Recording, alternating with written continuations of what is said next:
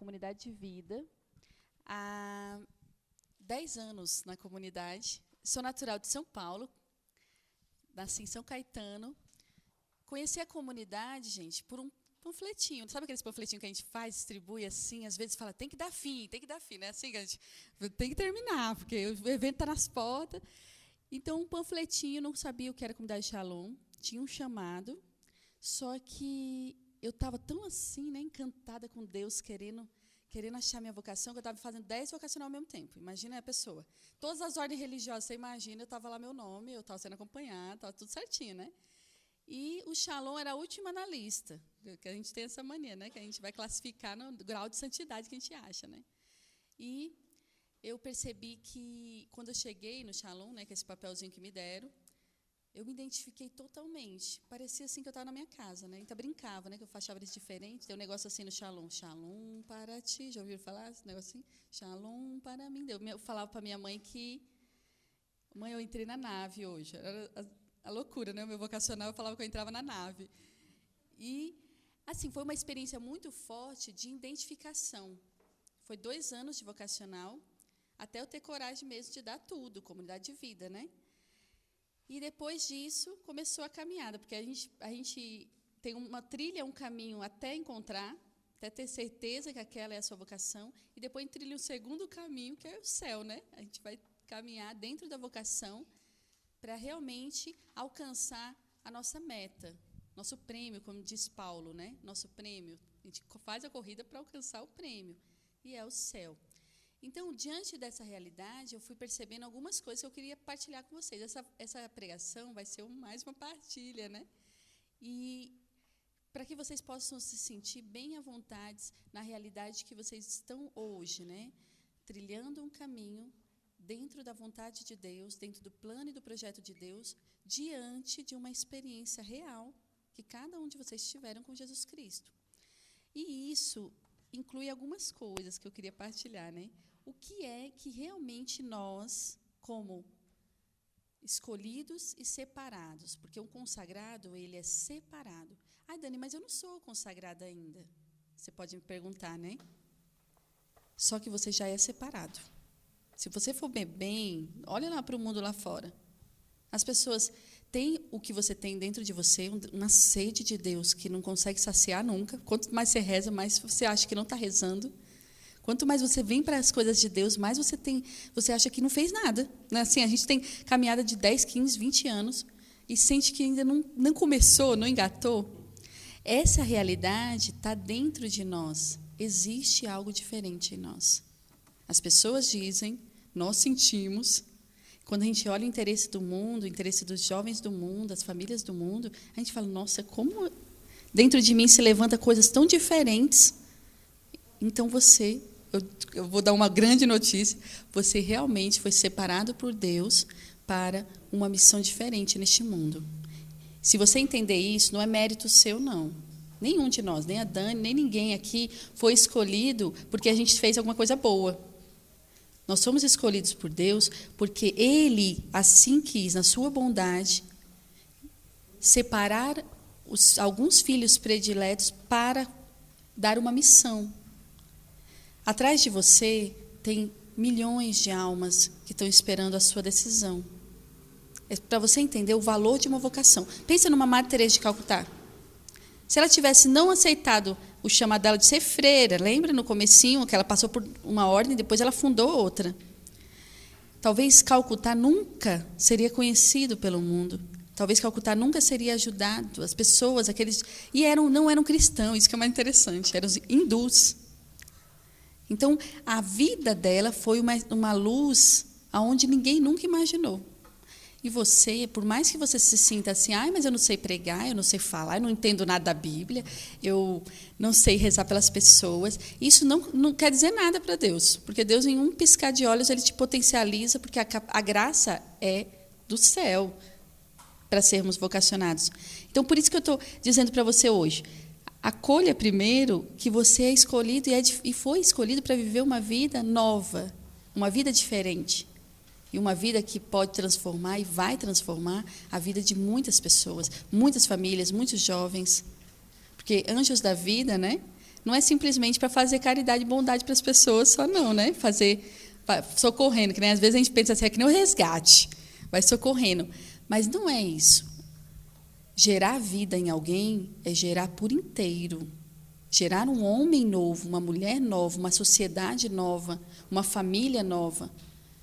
Se você realmente cumprir a sua vocação, a sua missão de ser um anjo, de ser instrumento de vida, a primeira pessoa que vai experimentar disso concretamente é a sua família. Ai, Dani, mas eles não me entendem. Aquela coisa, né? Eu sou a primeira, né? Com a minha família. Não entende, não aceita, não quer. Só que vai se dar pelo acolhimento do que você realmente é chamado a viver. Será que a gente está vivendo aquilo que nós somos chamados a viver? Existe várias e várias coisas que fazem com que a gente ainda continue lutando para testemunhar, né? Só que a gente precisa trabalhar uma dessas coisas. Quem aqui já não se percebeu muitas vezes limitados por feridas? Feridas com pessoas, feridas na história, feridas às vezes conosco mesmo. Ontem eu estava acompanhando uma pessoa que eu fiquei impressionada. Tudo que ela falou para mim tinha importância, mas na hora que eu rezei, Deus falou só uma coisa: ela se trai nos seus propósitos. Então, a maior ferida que a pessoa tinha era com ela mesma. Eu não acredito que eu sou capaz. Eu não acredito, porque eu falei várias vezes que eu ia fazer e nunca fiz. Vou fazer agora. Então, a gente chega a um ponto que a nossa ferida vai não só para Deus, não só para as pessoas, entende? Não só para as situações, mas conosco mesmo. Então, nós vamos trabalhar um ponto aqui importante para você poder dar saltos dentro desse caminho, que se chama cura, o valor da cura interior para você e para uma sociedade que precisa de você curado.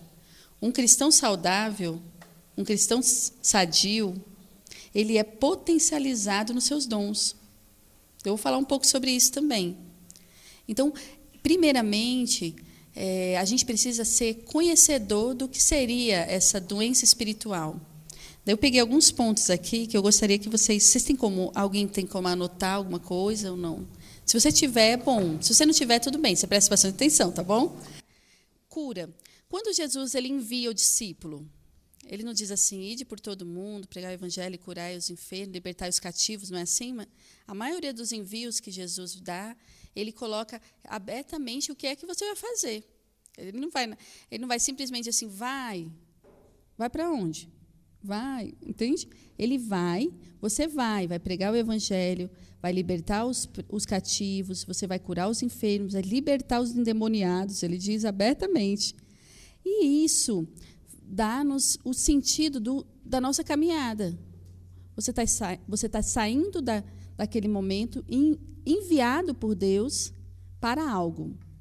Só que quando fala assim, curar os doentes, muitos de nós temos a dificuldade de entender curar os doentes.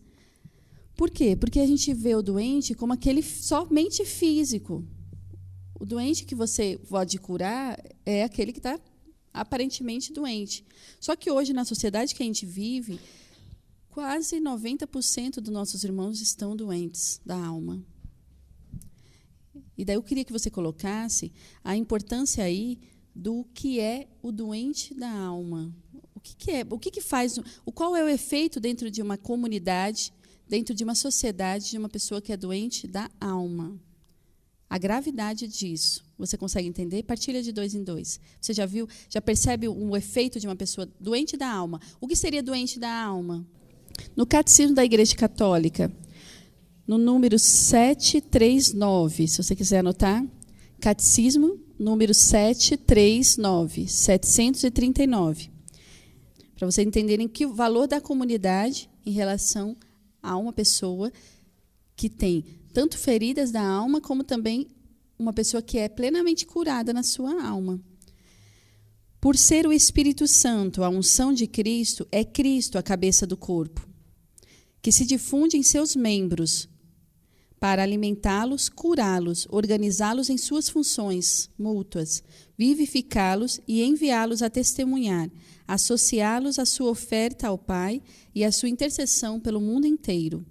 Então, o efeito hoje que a gente vê de consagrados ou até os vocacionados que que não tem essa garantia, pelo menos de um processo de cura interior, é de não se encaixar nesse aspecto. Existe um papel, não existe uma missão específica para cada um de nós. Nós somos membros de Cristo. Todos nós somos membros de Cristo, certo? Então, como membros de Cristo, se você é um membro ferido, de alguma forma você vai atingir o corpo inteiro. Gente, pode ser a unha, tá entendendo? Para andar é difícil, para correr é difícil. Vocês entendem que um membro ferido faz com que o corpo se reaja em relação àquilo. E isso é muito sério. Porque a gente pensa assim, mas é porque fulano tem uma história assim, história assado. Mas a primeira pessoa a reconhecer que eu preciso ser curada, quem é? Sou eu. Porque se eu acho que eu já estou todo resolvido, acontece o quê? Eu começo a passar por cima das minhas feridas, não reconhecendo mais que eu preciso de Deus, preciso de uma graça. E aí, os irmãos têm que aguentar suas feridas e você é cego. Você é cego, você não está enxergando que aquilo ali está sendo prejudicial para o corpo. Eu sempre percebi o seguinte, a gravidade de uma pessoa que não se reconhece necessitado de Deus, ela começa a se isolar do corpo comunitário. Ela começa a se distanciar daquilo que ela não gosta, ou que mexe com ela, ou que de alguma forma cutuca aquela ferida que ela tem. E aí a pessoa começa, quando a gente começa a se afastar do corpo, a gente começa a olhar o corpo com o olho de quem é o juiz do corpo, entende? Um membro que é como se vocês entendessem que você fica como telespectador, você fica assistindo um movimento e você fica avaliando esse movimento. Então, tudo que aquele movimento faz que você não concorda, já que você já está ferido, vira mais feridas. Por quê? O comentário que a gente faz, os pensamentos que a gente tem, tudo está dentro do coração. O pecado não começa do coração, não começa aqui na nossa cabeça, no coração, e vai até se tornar um ato. Então, se a gente olhar hoje a necessidade que a gente tem de trabalhar realmente o aspecto de cura interior, porque muitos de nós já tivemos várias pregações sobre cura interior. O que é a doença espiritual? Quais são as... Porque eu não estou falando aqui, gente, sobre opressão, eu não estou falando coisas demoníacas, não, que são causadas pelo demônio, muitas doenças espirituais. Eu não estou falando nem da depressão, não estou falando desses aspectos. Está dando para entender? Eu estou falando sobre aspectos do quê? A importância de um consagrado entender que ainda temos muitas feridas e que precisamos deixar Deus curar de forma concreta aonde é que precisa. Quando ele falava que Deus ele faz essa obra, o Espírito Santo faz essa obra de cura para poder não só vivificar, organizar, mas curar os seus membros, para que os seus membros façam a função que ele precisa, para que Deus seja a cabeça. Todas as vezes que um membro não faz o seu papel, de alguma forma, ele quer ser a cabeça. Vocês estão entendendo? Um exemplo, a mão, ela não quer ser a mão. Então, se ela não quer ser a mão, ela também não quer ser o pé. Está dando para entender mais ou menos? A mão não quer deixar de ser a mão, porque é algo importantíssimo para ser, sei lá, um dente. Não, entende? Ela quer ser a cabeça. Eu vou sempre querer algo, porque isso é a concupiscência que nós trazemos. Nós queremos algo melhor. Quando a gente está nas feridas, a gente começa a remoer ferida, a gente começa a querer avaliar tudo, entende? Será que a minha vida é boa assim? Será que é isso mesmo que Deus quer para mim? Será que Deus quer isso nesse ministério? Será que Deus quer eu fazer nesse trabalho mesmo? E aí começa a uma insatisfação e a ferida só faz aumentar. Por quê? Porque você acha que foi injusto. Você acha que não era daquele jeito. E mais, porque a gente tem uma história. E nossa ferida não é só dentro da comunidade, a gente tem uma história anterior a isso. E vamos falar um pouquinho sobre essa parte aqui. Nós temos aí uma infância, uma adolescência, uma vida adulta e a terceira idade. Por que é tão importante a gente avaliar tudo? Porque espiritualmente, eu vou falar sobre a parte humana e física, assim, e espiritual. Quando você tem uma infância, qual é a tendência da criança? Primeiro, atenção, né? A dependência do cuidado, mas a atenção. Então, a pessoa que espiritualmente tem as suas feridas e caracteriza as suas feridas dentro do corpo, quando ela está ainda na fase da infância, ela precisa o tempo todo de atenção. Então, se não me der atenção, é aquele tipo de pessoa assim, passou e nem me cumprimentou. Daí já ficou ferida, falou, nunca mais eu vou lá naquele lugar, porque o povo é tudo só fala e não vive. Isso é sério, porque a gente não... Gente, se a gente entendesse o grau que está a urgência da evangelização, a gente não pararia porque a pessoa passou e não me viu. Por quê? Às vezes a pessoa está tão assim, preocupada com alguma coisa que ela passa no meio do povo, mas com a meta de resolver o negócio ali. Mas não quer dizer que ela não viu todo mundo, mas ela não teve condições. Então, a gente sempre tem que ter um chamado, essa palavra é base, guarda dentro do seu coração. A gente tem que ter compaixão de todas as pessoas. A primeira é você ter compaixão de você mesmo, porque você diminui demais o valor da sua consagração se você ficar paralisado porque a pessoa passou e não me viu, a pessoa não me cumprimentou. Às vezes, a nossa infância, a manifestação da infância e as feridas que se causam, é porque lá na nossa infância, a gente teve, sim, a necessidade da atenção dos nossos pais e não teve. Muitos de nós, se a gente avaliar a nossa história, temos assim feridas na nossa infância que causa uma ferida até da alma e depois isso vai dar consequência dentro do corpo. A adolescência, vou falar sobre a adolescência, é o tempo do egoísmo, sabia? Eu quero do meu jeito e tem que ser assim. Adolescente é daquele tipo assim, eu não quero nem saber, essa cama é minha, essa roupa é minha, e você não toca aqui. O adolescente ele não tem nem um pingo tipo assim, de respeito humano para dizer alguma coisa. Ele joga logo para você e fala assim, é isso e acabou, é meu e acabou. Então, é uma época onde a visão dele é só nele. A visão dele é em volta do mundo dele, os amigos dele, tudo que é dele. E aí gera uma confusão muito grande dentro de casa, não é assim? Qualquer coisa que você faz com o adolescente não gostou, ele faz aquela confusão e eu vou embora de casa e o mundo, eu quero morrer. É mais ou menos desse nível, né? É tipo assim, eu vou morrer e eu não aguento mais viver essa vida, para mim, tudo é destruição. Então, o drama do adolescente, vamos dizer assim, né? A gente percebe que é uma fase, né? A fase da revolta, a fase não sei do quê. Às vezes não tem nada para ser revoltado, mas ele tem que arrumar um motivo, porque o mundo hoje choveu, então é o emo, né? O chorar. Então, assim, o adolescente, a fase de adolescência, muitos de nós, a gente olha assim e fala assim, é um absurdo isso. Mas eu digo para vocês, na caminhada, na vida consagrada, espiritualmente, às vezes a gente fica teimando desse jeito com Deus. A gente fica que nem um adolescente, teimando. Assim, você não está entendendo que é meu estado de vida, é minha vocação, é meu e vai ter que todo mundo viver do jeito, porque é para mim, é minha vida, gente, pelo amor de Deus, porque não é possível. A gente só muda as palavras, né, que nem um adolescente, naquela drama sem fim. Mas a gente começa a colocar uma teimosia diante das coisas que faz assim, eu não vou mesmo. Está pensando que é quem? Está entendendo? A gente começa com uma... É como se fosse uma iniciativa da nossa parte que retrocede aquela docilidade do Espírito, que é fruto do Espírito. Entende? A gente vai retrocedendo sem perceber, porque a gente ainda está naquela fase, entende? E eu digo para vocês, até eu fico brincando, às vezes a pessoa está lá na terceira idade, espiritualmente, ela volta para a adolescência, depois ela volta de novo para a vida adulta. Então, a nossa vida vai ser um constante autoconhecimento. Você vai percebendo que tem hora que você reage de um jeito, tem hora que você reage de outro. Mas por que você precisa das feridas? Para saber a causa. Por que você teima tanto?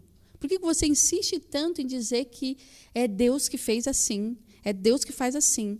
Às vezes a gente coloca uma coisa na nossa cabeça, salvo realmente uma coisa confirmada em Deus. Eu não estou falando dos aspectos da vontade de Deus, a voz de Deus, mas às vezes a gente coloca a palavra na boca de Deus que Ele nunca disse.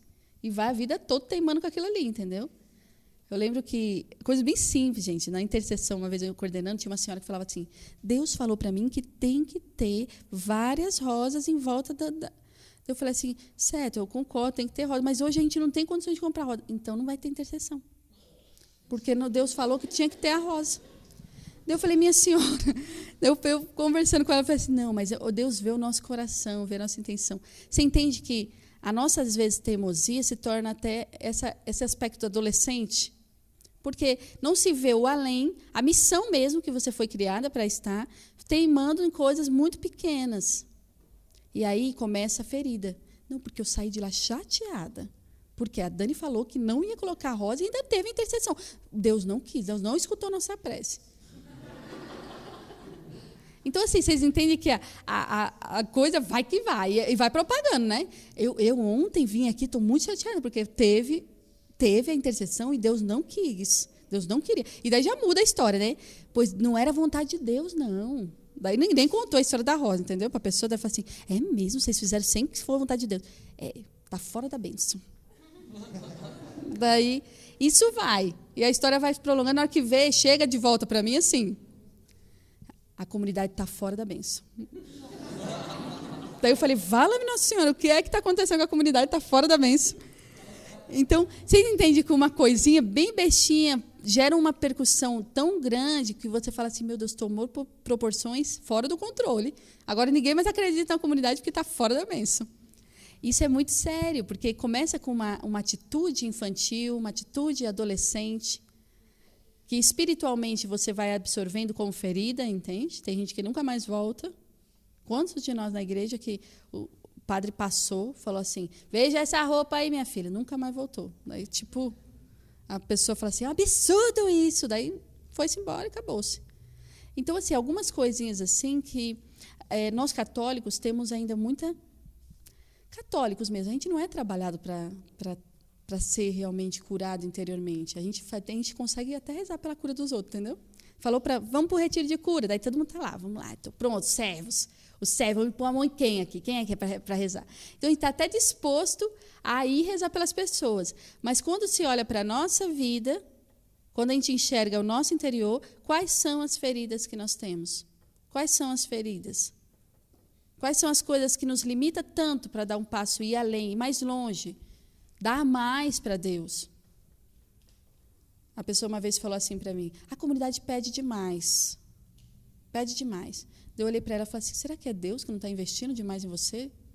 E será que você está realmente disposto a ser investido por Deus? Porque se a comunidade está te pedindo, talvez Deus esteja... Talvez não, Deus está inspirando a comunidade a acreditar em você. Porque por nós humanamente dizendo, a gente não acredita em ninguém não, minha filha. Não, porque a gente olha e fala assim, a pessoa não vai dar conta, não. Mas Deus se inspira para a gente acreditar, para a gente confiar. Às vezes eu chego na pessoa assim, que eu sou coordenadora apostólica, então, tudo que vem na minha mão, eu delego, né? Eu escolho uma pessoa, rezo, Deus fala, eu falo assim, é você. Fulano, você vai dar um curso lá em Lavrinhas. Da pessoa, eu? Você mesmo, você. E para isso eu vou te preparar. Então, eu começo passando tudo que eu preciso que essa pessoa cresça. Às vezes, eu fico meses preparando uma pessoa para ela poder ir em missão. E a pessoa, ela está sendo preparada, mas ela não acredita de jeito nenhum. Não acredita que ela vai conseguir, entendeu? Ela vai até o último dia falando, por favor, coloca outra pessoa, coloca outra pessoa. Por que a gente faz isso? É reação. No fundo, a gente acha que nunca vai conseguir nada. A gente acha que não fomos capacitados para nada. Cai na real, vou falar bem assim. Se você está aqui, meu irmão, é porque você já está capacitado pelo Espírito de Deus, porque é Ele que faz. O restante são conhecimentos que você vai adquirindo, como eu falei. Catecismo da Igreja Católica é importante porque, na hora que a pessoa perguntar para mim, como é que eu evangelizo um homossexual? Ai, eu não sei, porque eu nunca vi, eu nunca tenho essa... Fulana sabe. A gente é assim, né? Cicrano sabe. Eu disse, não, meu filho, é para você saber. Você não é católico cristão? Não está querendo ajudar uma pessoa que queira sair dessa vida? As coisas que a gente vê na igreja até, são coisas sem discernimento. Daí você fala assim, será, meu Deus? Porque quando é de Deus, todo o corpo se realiza. Todo o corpo sente junto, entende? Mas sente quem reza. Agora eu vou deixar bem claro isso. Quem não tem vida de oração, vai sempre... Quando Deus fala alguma coisa, é muito grande, não é muito exagero. Eu acho que não precisa disso. Por quê? Porque não está em comunhão. Não está rezando no seu dia a dia para escutar. Porque é impressionante, quando Deus inspira uma coisa muito diferente dentro de uma comunidade, aqueles que estão rezando falam assim, eu senti isso. Deus falou, eu não tive coragem de falar, mas Deus falou para mim na oração. Daí você vê que quase 50% daquele povo todinho levanta a mão para confirmar, e não é confirmação aqui na frente, não, confirmação no coração, já aderiu à ideia. Anunciar o evangelho já é uma ideia que foi acolhida já por nós, está dando para entender? Se você falar assim, ide por todo mundo pregar o evangelho, você vai falar assim, eu me sinto privilegiado de ser enviada, entende? Isso aí eu já acolhi. Só que você não sabe as consequências disso para a sua vida. O que é acolher esse chamado? Você foi chamado a anunciar o evangelho. Sabe por que a gente não sabe? Porque a gente não presta atenção na vida de Paulo. Porque Paulo diz claramente, já naufraguei não sei quantas vezes, fui preso, apanhei. E daí, a primeira apanhada que a gente dá, a gente já começa, eu não merecia isso. Não merecia esse tapa. Porque foi uma chamada de atenção bem dada, que você recebeu, você fala assim, eu não merecia. Por que a gente faz isso? Daí eu vou falar sobre as 3 grandes causas das feridas espirituais dentro da vida consagrada. Anota aí. Você que não está anotando, grava no seu coração. Primeira causa, e a mais forte, é o orgulho. Um consagrado orgulhoso, meu irmão. O orgulho é a causa de todos os pecados, não é? Ele não tem ele tem um poder de devastação. Ele não é um poder simplesinho, não. É um poder de devastar tudo o que está ao redor dele. Então, o orgulhoso, o consagrado orgulhoso, ele não precisa nunca de nada nem ninguém, inclusive Deus. Porque ele se basta. Ele já é o suficiente que a comunidade precisa. Ele é assim, eu sou o melhor coordenador de ministério, eu sou o melhor intercessor, eu tenho um potencial dentro de mim que até Deus assim, fica impressionado comigo, entendeu?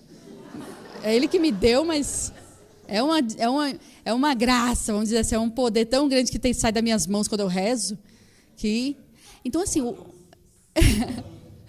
o orgulhoso na igreja, ele acha mesmo que ele é tudo, entendeu? Ele é o único que sabe arrumar o altar. Ele é o único que sabe. Ele, se vacilar, ele tira o padre e fala assim, o senhor não sabe celebrar. Então, ele é do tipo, exageradamente, que consegue fazer todo mundo ficar com raiva. Todo mundo, quando a gente consegue ver a pessoa e fala assim, meu Deus, será que não está enxergando? Não está conseguindo perceber. Então, esse tipo de coisa é uma realidade que nos fere muito. Fere aquele que é orgulhoso, porque ele já está ferido com uma grande chaga, que é o orgulho. Todos nós temos essa fraqueza, entende? Todos nós temos dentro da nossa alma uma concupiscência do orgulho. Só que a gente precisa todos os dias, como diz, matar o velho, para deixar nascer o novo. A palavra de Deus diz que o homem novo, ele só pode nascer se matar o velho. Não dá para fazer assim, não, fica ali fora, certo? Fica ali olhando na janela, eu sou a nova mulher. Daí a mulher velha fica ali. A hora que eu precisar de você, eu chamo. Não dá, vida dúbia. É uma coisa na comunidade e é outra fora. Geralmente, a pessoa que vive assim é porque o orgulho dela de assumir que ela é necessitada de uma conversão naquela área, naquela situação, daí eu vou mais longe, uma ferida se demonstra assim, abertamente na sua frente. Você tem uma ferida de baixa estima, uma ferida de desacreditar em você mesmo, então você precisa se fortalecer em funções, precisa se fortalecer no seu nome, na sua experiência, nos seus anos de caminhada. Até isso é problema, porque uma pessoa que tem 10 anos de caminhada e se gaba porque eu tenho 10 anos de caminhada, porque eu olho para mim e falo assim, eu tenho 10 anos, só que sabe a sensação que eu tenho? Eu olho para o pessoal que tem 2, 3 anos, assim, muito mais santo que eu, falo assim, meu Deus, não tem nem 6 meses, nem 2 dias perto dessa pessoa aqui. O que conta dentro da vida espiritual é a qualidade da alma, e não os seus anos, e não as suas experiências, não as suas tantas pregações. Qualidade da alma na vida de oração, qualidade da alma nos dons, qualidade da alma a serviço, uma alma que esteja disposta a cumprir o plano de Deus. Deus te fala assim, olha, se prepare, porque eu vou te chamar para ser sal na terra e luz no mundo. Aí você fala assim, tá, eu estou feliz. A gente não entende, entendeu, o que vai ser. Daí chega lá e fala assim, você vai ficar responsável por 300 crianças no abrigo que a gente conseguiu. Daí você fala, meu Deus do céu. Daí você fala, não dá para mim. Deus falou o sal na terra e luz no mundo, mas você não estava aberta a colher aquilo ali. Você acha lindo. O problema todo nosso é que a gente tudo acha lindo. Só que na hora que Deus vem e nos confia, as feridas e os medos, o orgulho, o medo de não dar certo, a imagem, né? O orgulho está ligado a isso. E se não der certo? E se eu errar? E se a comunidade me chamar a atenção? Então, a gente começa... Nosso orgulho vai nos tirando da grande experiência de ser o instrumento de Deus, de ser aquele que você foi chamado para ser, aquela pessoa que vai salvar milhões. Lembra que eu comecei falando isso? Tem milhões de pessoas atrás de você? Isso é verdade. Não duvide disso, não. Então, um ponto importante é, quando a pessoa é orgulhosa, ela não consegue, de forma realmente concreta, cumprir o plano de Deus, porque tudo para ela é pouco. Eu sou muito mais. Entende? Eu queria que você partilhasse sobre essa parte que eu falei sobre a infância, adolescência, vou falar sobre a vida adulta, infância e adolescência, e sobre esse aspecto do orgulho. Fala com a pessoa do lado, você precisa dar um resuminho para ela, o que você entendeu, tá bom? Para que isso possa ser realmente descendo no seu coração. É bem rapidinho. Falou, falou. Não falou, a gente vai falar na próxima, tá bom? Amém? Voltando. Vou falar um pouco sobre essa... Vou fechar essa parte que fala sobre as fases da vida, tá bom? Presta atenção que eu vou tentar ser mais, assim, vamos dizer assim, bem claramente o que é que acontece. Na fase da vida, o que acontece dentro da infância é um egoísmo instintivo, comodismo, querer tudo e querer já, mestra em simulação na arte de fingir. Porque a criança, ela finge que ela está chorando. A criança, ela faz uma simulação ali para poder chamar a atenção, não é assim? Desejo de ser o centro das atenções, ciumenta, invejosa, o brinquedo do outro. Não tem os gritos das crianças por causa dos brinquedos do outro? Desejo de prevalecer e de dominar. Dominar. A criança, se ela conseguir dominar o adulto se torna assim, um escravo da criança, não é verdade? Essas são fases da infância que caracterizam a nossa humanidade. Só que a gente precisa saber lidar com isso, porque isso causa grandes feridas na comunidade. Uma pessoa que deseja ter o domínio, geralmente ela não tem caridade. A ferida se causa pela falta de caridade. Você não pensa para falar, você não pensa nem para... Você não prevalece a caridade nem nos seus pensamentos para julgar a pessoa, para julgar a situação. A gente é muito tentado nisso, sabia? Que antes de você falar, você já pensou milhões de histórias. Daí você foi acumulando. Daí uma hora você estoura. Pá! Não é assim? E a gente estoura sem caridade. Então, aqui na mente começa a nossa ferida. Você não resolveu a ferida, você simplesmente estourou a história. Adolescência, autoafirmação, tem que se firmar. Por isso que ele sempre está com um sapato diferente do outro, ele tem que mostrar que ele é o tal, entendeu? Eu lembro na minha adolescência havia besteira, olha aí. Nada a ver, né? Eu amarrava o tênis do lado contrário, para baixo. Feio, horrível. Achava que era o máximo, que eu era diferente. Daí eu vi depois de um tempo e falei assim, ai, que baixaria. Desconfiança diante das opiniões dos mais velhos. Ninguém me entende. Vocês não entendem. Então, a desconfiança, o adolescente, ele age como se ele fosse assim. Gente, para e pensa. Isso daqui é uma fase que todos nós já sabemos. Só que quando se fala espiritualmente dizendo, essas fases comprometem demais sua caminhada, porque você fica ali, assim, eles não estão entendendo, eu não queria dizer isso, mas já disse. Então, assim, não, Não, mas não era bem assim, só que você não explicou, entendeu? Então, o adolescente, ele simplesmente fala assim, não, ninguém me entende mesmo, desconfio de vocês tudo aí, vocês não estão entendendo nada. Finge ser o que não é, mente e conta vantagem. Porque quando está na roda, eles contam coisas que não tem nada a ver, todo mundo sabe que não é verdade. Sempre é a melhor a história dele, sempre melhor, sempre ele é, vamos dizer assim, ele é a última Coca-Cola, né? Imaginação fabrica um verdadeiro abismo entre o que é a pessoa e o que é que ela deseja ser. Ela idealiza e fantasia. Isso acontece espiritualmente quando a gente começa a achar que nós somos assim, não é porque agora eu já estou tendo êxtases. Quando eu me dou por conta, parece que eu já estou levitando, eu sinto meu pé saindo do chão. Daí a pessoa começa a contar umas histórias dessa, e a gente fala assim, meu Deus, ela tem grau de santidade. Daí a gente já começa... Isso espiritualmente é uma coisa louca. Eu sinto... Porque tem sinais que é reais. A nossa cofundadora, ela tem mesmo, entendeu? Por comprovada, e a mulher é muito humana. Quem conhece a Emi Nogueira, a mulher é muito humana, ela não deixa passar um nada que seja fantasia. Só que quando ela chega perto de uma alma, está em pecado mortal, pecados graves, que comprometem o céu da pessoa, ela sente o cheiro de enxofre. Porque o demônio esfrega na cara dela que ele conseguiu aquela alma. E ela se sente provocada a evangelizar, entende? É um movimento. Então, é uma ação que Deus permitiu que ela tivesse. Mas eu me preocupo muito com aquelas pessoas que todo lugar que entra, faz, sinto o cheiro de flores. Daí começa, ai, Nossa Senhora está aqui. Isso é importante dentro da oração, mas quando a pessoa começa a sair dos ambientes, começa a falar isso para qualquer pessoa, ela banaliza aquilo que é sagrado, que aconteceu realmente naquele momento. Mas é no desejo tão grande, sabe aquela imaginação? O desejo tão grande de ser espiritualmente reconhecida, que começa a exagerar.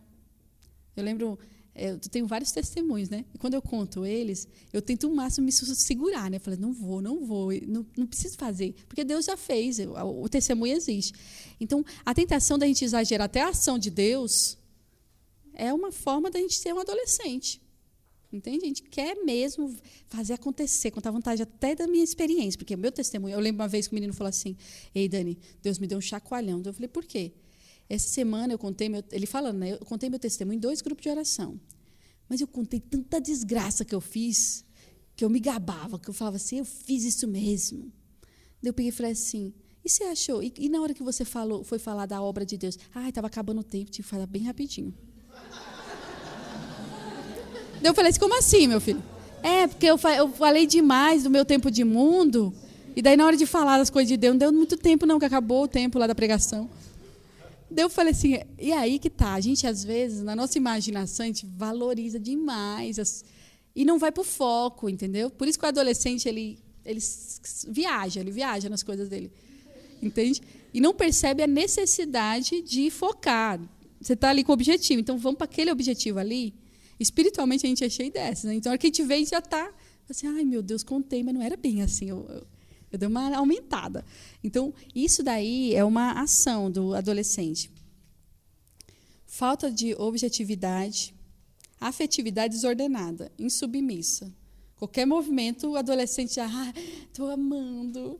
A menina, principalmente, né? Ai, estou apaixonada por ele, ai, minha vida é ele, eu vou morrer se eu não tiver ele. E o rapaz fala assim, a minha meta é aquela mina, acabou. Ele não tem mais outra, ele não existe outra meta na vida dele. Então, assim, a afetividade desordenada, ela gera, minha filha, como se fosse a pessoa fica totalmente desorientada, tem que ser daquele jeito. Até pelas paixões, pelas coisas de Deus. Uma pessoa que é apegadíssima a uma cruz que veio de Roma. É tão apegada que é afetivamente descontrolado o negócio. Porque se você tocar na minha cruz de Roma, mulher, você nunca mais fala comigo. Entende? Porque é minha cruz de Roma, eu sou apaixonada, eu vivo com essa cruz, eu só rezo com essa cruz. Então, às vezes, a nossa afetividade está tão desordenada que a gente falta caridade. Daí você vê a pessoa tocando na cruz lá, não é? Ei, dá isso! Daí, acabou, todo mundo olha e fala, o que aconteceu, mulher? Tocou na minha cruz de Roma. Você entende que nós precisamos ter muito cuidado, que a gente apega desordenadamente a objetos, apega a pessoas, apega a situações. Uma vez eu fui começar, porque no Shalom a gente tem mais ou menos um esquema que a gente reza, né? Começa ali no espírito e vai pro louvor e tal, né? Então, um dia eu comecei com Nossa Senhora, daí a pessoa falou assim, olha, não estava certo, não. Porque a gente faz assim no Shalom. Eu falei, minha irmã, eu não sou Shalom. Eu falei, eu tenho 10 anos, será que eu me enganei? Eu falei assim, eu não sou Shalom. Daí ela falou assim, não, Dani, é porque eu senti a diferença. Foi difícil para mim rezar, porque você começou diferente. Eu olhei assim para ela e falei assim, minha irmã, você não estava afim de rezar, não. Porque o Espírito, o que ele inspirar, ele conduz o povo. Todo mundo rezou, por que você não rezou? Porque você ficou teimando ali que eu estava errada. Porque às vezes eu esculacho, né? Eu sou meia... Quando eu vejo que a pessoa tem maturidade para aguentar, porque a pessoa vem com um negócio desse, eu falo assim, você quer ser formado ou você quer que eu desconsidere? Não, daí pode falar o que você acha. Daí eu falei, então tá. Mas... Meu tempo está passando aqui, peraí. Falta de humildade, adolescência ainda, certo? Falta de humildade, é um sinal concreto do orgulho, né? Que a gente falou. Falta de humildade, para ele, autossuficiência, eu me basto, eu me resolvo. O adolescente, você viu que ele já... Não, mãe, não preciso da senhora para tirar o meu RG, porque eu já sou grande, eu tenho condições suficientes para ir. Então, essas coisas assim, que a gente vai percebendo que, quando você é autossuficiente, você não precisa de formação. Então, você não procura seu formador. Você fala assim, o mínimo que aquela pessoa tinha que fazer é me ligar, para saber se eu estou viva ou estou morta. Entende? O mínimo. A gente não precisa do formador. A gente se resolve só, entendeu? A gente não precisa de acompanhamento, direção espiritual. A gente não precisa de confessar. Não, eu confessei, já faz 3 meses. Não precisa. Esse negócio de ficar confessando todo mês, confessando toda hora. Então, a gente começa numa autossuficiência tão grande espiritual que isso vai gerando, gente, sequelas gravíssimas na caminhada. Porque um pecado ele tem consequências. Então, você vai começando a viver as consequências do pecado. Entende? Um exemplo, vou dar um exemplo bem concretamente. Eu não sei se... Vou falar. Um exemplo. Eu pensei agora... Uma pessoa viu uma cena na televisão. Uma cena quente aí de casal, né? Daí, olhou, observou. Você nunca prestou atenção naquela novela, mas naquela hora você parou. Ficou ali olhando a cena. Daí tá, ai, besteira. Aí você dá uma de resolvido, né? Na afetividade, sexualidade, na afetividade. Né, isso aqui é besteira, né? Daqui a pouco você passa na banca de... Viu um rapaz, vamos colocar um rapaz. Passa na banca de jornal, vai passando devagar. Assim, não, eu vou fechar meu olho porque Deus não quer... Num esquema que poderia acontecer isso, aquilo, outro. E na hora que vê, já está com tudo resolvido dentro de você. Assim, não tem problema, ninguém vai saber. Ninguém vai saber do negócio desse. Assim, Deus vai te perdoar, porque depois eu vou lá e já me confesso. Isso é muito sério, porque uma destruição na castidade, uma mancha desse tipo, numa alma que está caminhando para a santidade, na castidade, fica para o resto da vida você se culpando. Porque o demônio, ele é assim, ele te lança, ele dá a sugestão, depois ele te faz cair, depois ele fica te culpando. Você fez, cara, você fez. Mas você já foi perdoado, só que você não consegue se perdoar. Por isso que as sequelas do pecado, ela é muito mais séria dentro do seu coração do que... Porque Deus pode realmente... Você confessou, o Padre perdoou. Mas será que você se perdoou? Você fica a vida toda, não devia ter feito isso. Não devia ter feito isso. Só que esse não devia ter feito isso, daí fala assim, já que eu fiz uma vez, e daí começa a abertura de novo. Então, a gente tem que ser o mínimo muito prudente para não dar brecha nem na primeira vez. Lembra da televisão ali? Dali começou, nasceu. E a sexualidade na vida consagrada é uma das áreas mais atingidas do demônio, porque ele sabe que o mundo está todo inclinado para o sexo desordenado. Então, se nós não tomarmos cuidado com isso, é a causa da maior ferida. Para você converter um homossexual já totalmente invertido nas suas mentalidades, é um trabalho de anos e de muito esforço, de muita luta da parte dele. E assim vai. Por que eu estou falando isso? Porque quando a pessoa começa a se sentir autossuficiente, que você é resolvido em áreas bem simples, gente. Às vezes você fala assim, não, me dou bem com todo mundo na comunidade, eu sou super legal. Autossuficiente, tipo assim, eu sou a pessoa mais legal do mundo, todo mundo me ama. Você é verdadeiro nos seus relacionamentos? Você nunca teve decepção com ninguém e está se escondendo atrás de uma imagem de super legal?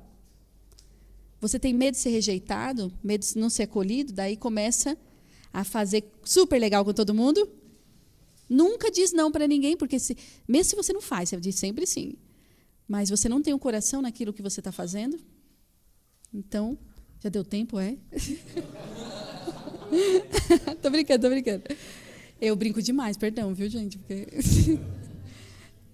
que bom, então nós estamos em casa. Esses seriam os aspectos da vida do adolescente, tá bom? Daí, tem muito mais coisa que eu acho que se a gente fosse falar aqui, a gente iria elencar várias situações. Mas o mais importante para vocês saberem é que a consequência numa alma que não consegue crescer é de ferida. Entende? É de ferida. É ferida na sexualidade, é ferida na afetividade, é ferida na sua imaginação, é ferida nos relacionamentos, é ferida na vida espiritual. Tem gente que reza e não acredita que Deus está escutando. Reza, fala assim, hoje Ele não vai me escutar. Porque eu não fiz isso, eu não fiz aquilo, e eu não sou isso, e eu não sou aquilo, e Deus não vai me escutar. Se culpa antes de Deus ter o direito de dizer, eu estou te ouvindo. Entendeu? Já deu o checkmate, já deu o definitivo. Isso é muito sério, porque você começa, a partir dessa experiência, na sua vida de oração, você não acreditar que Deus te escuta, a você ter uma apatia espiritual, a você ter uma indiferença espiritual com você mesmo. Quem é que deseja crescer espiritualmente e ser santo? É você, minha irmã. É você, meu irmão. Não adianta você falar para mim assim, mas é fulano que quer que eu seja santa. Primeiro, está na palavra de Deus. Qual é a vontade de Deus? Vossa santificação. Essa é a vontade de Deus para a sua vida. Você não acolheu essa vontade de Deus? Você não aderiu como sua vontade? Por isso você está lutando? Porque senão não tem sentido você fazer um vocacional se você não quer ser santo. Só que, diante de um contexto da sua espiritualidade, você precisa ser muito realista. Quais são suas feridas? Será que, há uns anos atrás, você pediu uma coisa para Deus e Deus não te deu? Um exemplo. Eu pedi para que meu pai não morresse. E ele morreu no outro dia. Mas você não conta para ninguém que aquilo para você é uma ferida. Uma ferida, porque você pediu e Deus não escutou sua prece.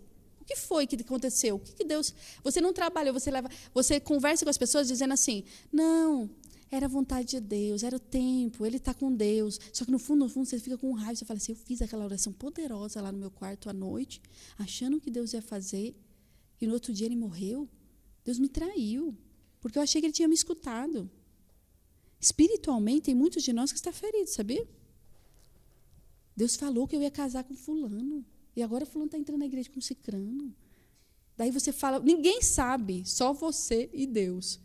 Ninguém sabe. Deus falou que ia me curar daquele câncer. Até hoje eu estou lutando. Vocês entendem que essas colocações, eu digo para você, de coisa bem simples. Deus falou que ia passar no vestibular. E eu não passei. E daí você começa com uma ferida que vai abalando a sua fé. Das suas orações vai sempre tomando proporções de dúvida. Eu rezo, mas será que ele fez?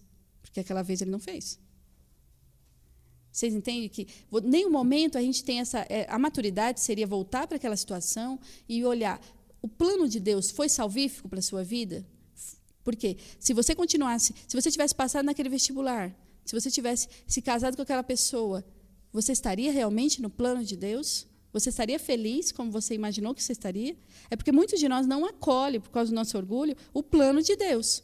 Então, nossa oração começa a gerar um movimento contrário daquilo que nós tínhamos que fazer. Então, a gente começa a viver faz de conta de vida de oração. Isso é grave. Faz de conta de vida de oração. Eu não estou dizendo isso para assustar vocês, não, mas é para vocês avaliarem com sinceridade que tipo de intimidade de Deus você tem.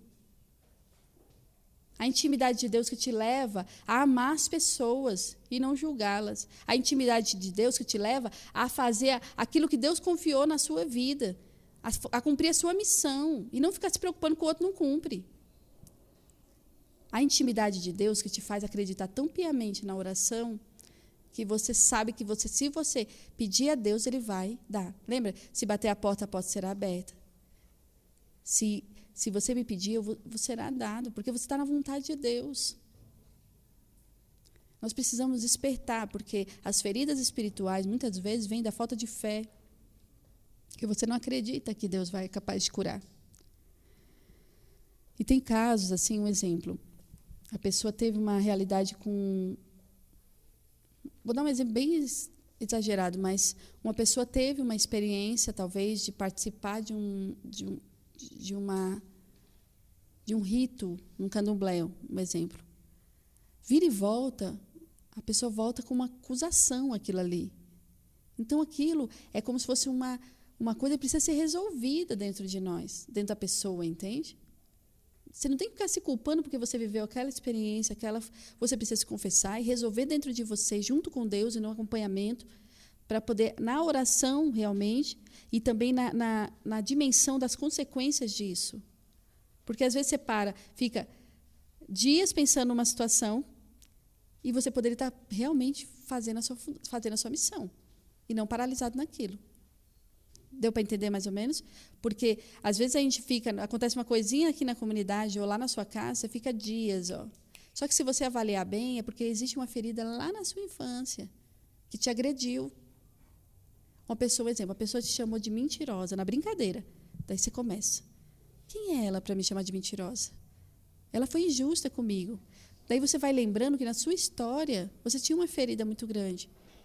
Porque sempre você queria falar a verdade, as pessoas te falavam que você estava mentindo. Então, essas coisas são muito sérias, porque precisa de um acompanhamento, sim, mas precisa também, principalmente, do reconhecimento da sua necessidade. Certo? A outra é a vida adulta. Vida adulta, características de maturidade, valorização do que é essencial. O adulto ele consegue discernir o que é infantil, o que é adolescente. Porque ele sabe que aquilo ali é o mais importante. Tem louça para lavar. Vou contar aquele caso, né? Tem louça para lavar. Tem roupa para passar. Tem que pegar a receita da mulher da televisão. E você tem que rezar. Pelo menos 1 hora. Daí você olha para tudo isso e diz assim, qual é a prioridade? O que realmente é essencial agora? Tudo é importante. Está entendendo? Mas você consegue valorizar o que é essencial, o que é fundamental para você viver bem as outras coisas. Que seria o quê, gente? Rezar. Então, não é uma imposição das pessoas, tem que vir de dentro de você, porque senão você vai ficar a vida toda nessa labuta, né? Você não está entendendo, eu tenho criança para cuidar, eu tenho casa para limpar, eu tenho marido para fazer comida, eu tenho não sei o quê. E a pessoa fica o tempo todo alegando isso para não rezar. Falta de senso do valor do essencial na sua vida. Por quê? Chega uma hora que essa pessoa lá na frente, na caminhada, ela, estou tão desmotivada, estou desanimada, e não sei o que, eu estou cansada de tudo. Por quê? Porque trabalhou e não teve fortalecimento espiritual e nem cura. E nem aquela grande expressão que é você se alimentar para poder ser esse alimento e ajudar a alimentar os outros. Prioridade. Qual é a prioridade da sua vida? Se você é um vocacionado, se você é chamado a uma consagração de vida, meu irmão, mais do que nunca, qualquer pessoa, a prioridade é Deus. Mas mais do que nunca, a prioridade é Deus. Antes de qualquer coisa, você reza. E o processo de cura interior se passa por essa decisão. Muitos de nós ainda não nos decidimos a rezar todos os dias, porque a gente acha que isso não é tão importante. Ou deixa para o final do dia e não dá tempo. Eu estou dizendo isso porque uma pessoa que quer ser curada, se você quer ser livre, você precisa priorizar o que é essencial, o que cura a sua alma. Porque Jesus, quando você está mal, gente, você abre aquela palavra assim, mesmo se a tua mãe se esquecesse, eu não te abandonaria, daí você fala assim, obrigado, Senhor. Porque eu sei que nessa hora onde eu estou me sentindo a maior solidão do mundo, o Senhor está comigo. E nós não estamos isentos de estar andando num centro aí lotado de gente se sentindo sozinho, entende? A gente fala muito disso para os outros, mas nós não estamos isentos, não. Está dentro da comunidade rezando e está se sentindo só. Está se sentindo triste. E quem sustenta a nossa caminhada é Deus, é a oração. Essa característica da maturidade é ligada totalmente à qualidade da sua alma. E a última coisa, a terceira idade. É uma maturidade coroada com o crescimento da vida interior. Então, todos os aspectos da sua interioridade são elevados.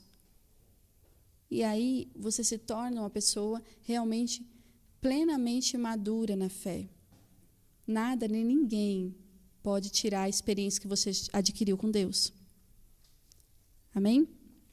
Quando eu estava rezando, eu sentia muito isso, que eu poderia colocar quais são as doenças espirituais que geram, como a gente tem no Fio de Ouro, nos cursos Ordem Amores.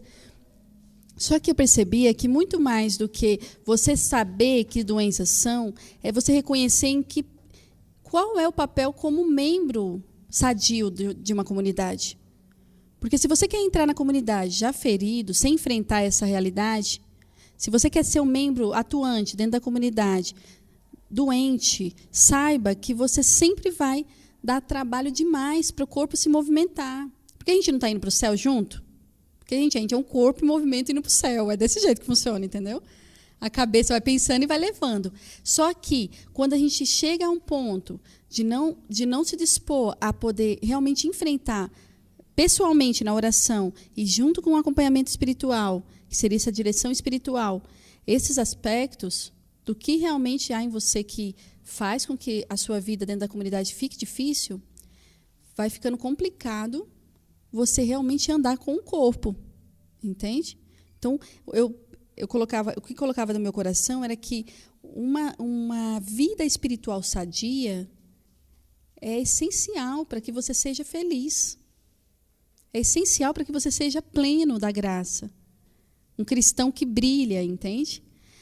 Eu queria que vocês anotassem essa palavra, né? Para a gente terminar. Todos os dias na sua vida de oração, no seu diálogo com Deus, ele vai terminar da seguinte forma, porque isso faz parte do nosso chamado. Marcos 6, 12. Marcos 6, 12.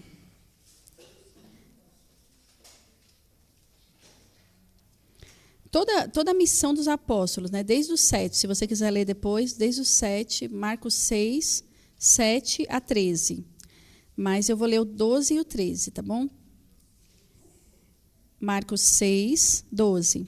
Eles partiram e pregaram a penitência, expeliram números de demônios, ungiram com óleo e muitos enfermos os curaram.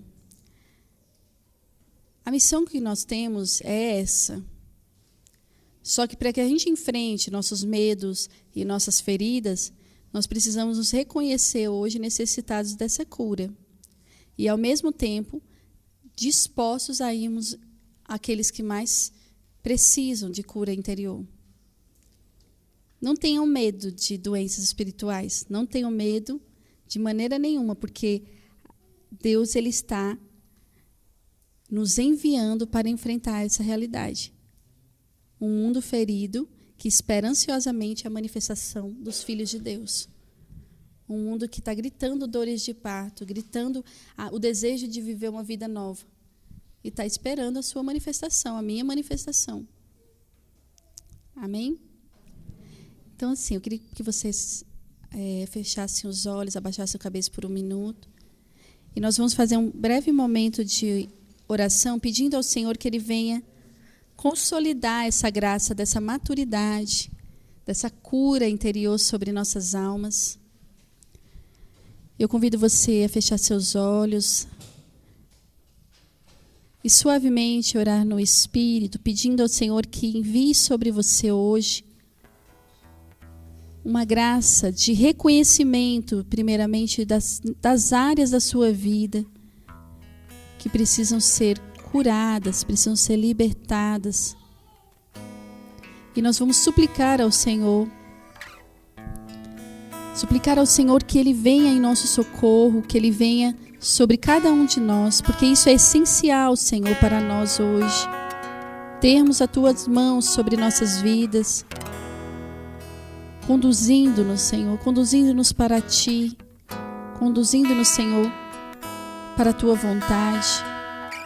Não permita mais, Senhor, que eu ande e caminhe de forma tão imatura, de forma tão ainda feridas, apegadas às minhas dores. Dai-me, Senhor, a coragem de ser santo, de ser santa. Arrasta-me, Senhor, junto contigo. Lava-me, purifica-me. Cura-me, Senhor. Cantemos juntos. Arrasta-me ao teu encontro. Arrasta-me, Senhor. Inflama-nos de amor. Inflama-nos de amor. Queremos correr. Peça ao Senhor que Ele firme os seus passos. Ao teu encontro. Que nenhuma ferida, que nada te barre. Arrasta-nos, Senhor. A graça da maturidade na sua vida. Inflama-nos de amor. Queremos correr. Queremos correr. Erga seus braços. Onde você ao está? teu encontro. Suplique ao Senhor com as suas palavras enquanto o ministério vai cantando. Arrasta-nos, Vá pedindo ao Senhor, Senhor, venha ao meu encontro nas áreas que eu mais preciso hoje, Senhor. Na minha história, Jesus. Venha ao meu encontro, Senhor. Ao teu encontro. Quando eu não fui aceito e acolhido como eu gostaria, Senhor. Venha ao meu encontro, Senhor, curar as feridas de rejeição. Venha ao meu encontro, Senhor, curar as feridas de insatisfação, Senhor, com a minha vida. Venha ao meu encontro, Senhor, curar as feridas que me desanimaram, que me entristeceram, Senhor, que me fizeram, Senhor Jesus, viver muitas vezes de forma tão medíocre, Senhor, a minha vocação, a minha caminhada. Venha ao meu encontro, Senhor, quando eu não quis rezar, Senhor, porque eu já estava decepcionada. A cada passo Peço, Senhor, lava e purifica.